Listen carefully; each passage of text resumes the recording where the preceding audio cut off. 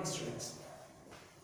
As a part of the video lectures under the subject of business organization for BCom first semester of GS College of Commerce, Wardha, I, Dr. K.V. Somnath, Assistant Professor, GS College of Commerce, Wardha, welcome you once again for the learning of the second unit, that is forms of business organizations. Until date, we have covered sole tradership, partnership, joint stock company, and today we will go for the initiation of the learning of the fundamental concepts of the cooperative society. Cooperative, there are two words. Cooperative means having a participation in the operation of the organization. It is being operated mutually, it is operated combinedly, it is operated as an association. That's why it is denoted as cooperative. Apart from that, here there is the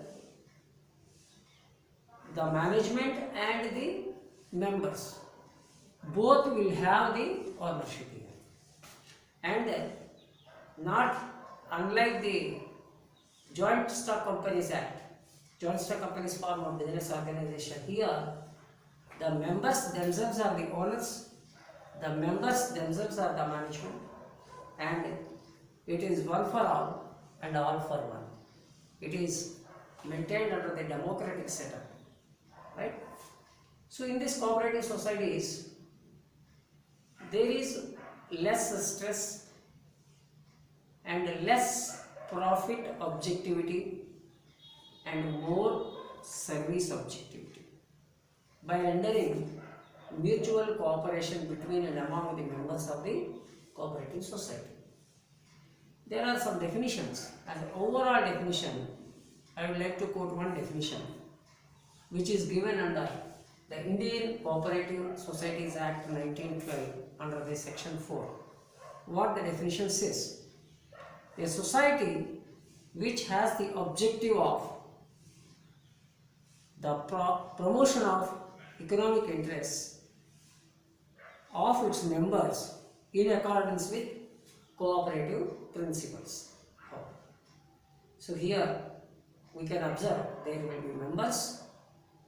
Members are with the objective of promotion of their economic interests, not necessarily profits, apart from that several other interests, and they engulf themselves to the functioning of the organization in which they are the members. Now let us go for the features of the cooperative societies. Before going to the features of cooperative societies, I would like to tell you that you might have been seeing several organizations which were running under the cooperative manner.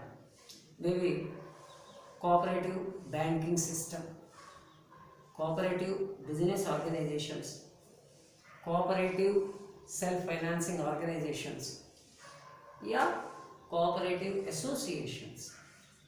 In all, what we can observe is they work under the cooperatism. The behavior of the people, of the members of the cooperative society itself is to cooperate. One should rescue the others and the others will come to the rescue of the one member. That's why it is called as the cooperative society. Now let us go for the features. The first one is voluntary membership. Here there is no force at all. Members do have every time the liberty to either to continue or to disassociate. Here, just like the joint stock company, members may come, members may go, but the existence of the cooperative society still continues. Just unlike the Partnership Act, under the partnership form of business organization, in the case of one person goes out, the partnership is dissolved. But here, it does not arise here. Members may come in, members may go out, still the existence will come in. Like a perpetual succession, that will be an occasion of this voluntary membership. Right? So they are the responsible members and who are responsible as well as accountable to the performance of the organization. So that's the voluntary membership. Here the membership itself is voluntary. There is no force. They are at liberty either to join or to withdraw or to continue. Next one is there is no political and religious neutrality. Here there is no political and religious aspects. It is neutral. No political agenda will be there. The only agenda is corporatism, and no religious conditions will be here.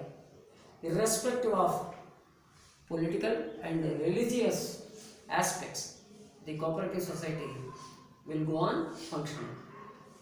There is no caste, no creed, no race, no age, and no any other interest here.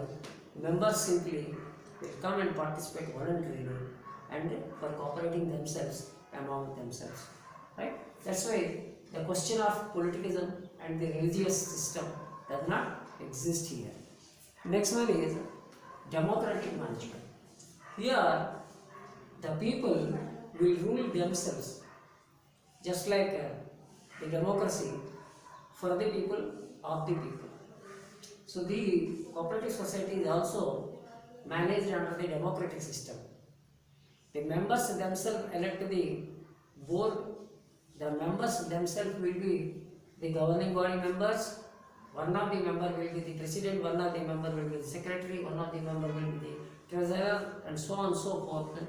And there will be election, and through the election people will get to the post and they will continue in the maintenance and management of the organization, cooperative society. So here the entire organization is managed democratically. The voice of the members is always raised and always having a go, and members will be concerned on this part. Next one is one person, one vote. Every member of the organization will have the right of voting. At the time of managing the organization in a democratic setup, the members will ask for vote for their favor, and according to their judgment or discretion, they will vote, and every person will get a voting right, and one vote is allotted for every person. Through that vote, they will go for franchising of their own person or their expected person to become the president or secretary or treasurer, whatever it may be. Everywhere the voting is there. Next one is service motive. The main motive of the cooperative society is formed itself for servicing, to get service from others and to render services to others. So in this context, without the service motive, there is no question of organizing the cooperative society.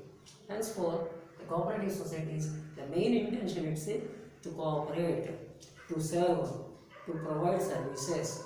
Next, the distribution of surplus. The next item is distribution of surplus. Here, as we know that the main intention of the cooperative society is to serve. Apart from that, there is a minimum requirement of managing the organization as well as meeting the expenses or the costs involved in managing the organization. Henceforth, there will be not that much of way of thinking about the profits. Even then, profits will be there, and that will be distributed after the expenses, whatever remained as a profit or a surplus, that will be divided among the members in a dividend manner, and the share of the profits will be divided and distributed among all the members who are in the present position of membership. Next one is cash trading. Here the main emphasis here is no question of credit trading. All transactions will be carried on day to day on the cash basis only. So henceforth, the burden of non-performing assets, the burden of debts, the burden of bad debts does not arise. So in this context, the organizations do not have the headache of lurking under the problem of bad debts. Henceforth, the leveraging position or the financing system itself will be good always. Next one is limited interest on investment. whatever the investments made by the members, they are also limited to their extent, to their possibility, to their affordability. Apart from that, they will be limited earnings. They also know that the expectation of the members will not be that much on the part of enhancing the investments as well as enhancing the way of the distribution of the surpluses. Henceforth, there is not that much of expectation and there is a limited interest always as far as their investments are concerned. They want a minimum dividend, they want a minimum earning. The return on investment, they know that they could not expect more than that. Next one is state control. Here, both the government as well as state government as well as the central government, they will be going to control it, and at every financial year ending or the business year ending, there is a must and ought. Audit is supposed to be there, audit and published statements should be there, and there should be transparency, and the books of accounts are to be checked and controlled and audited.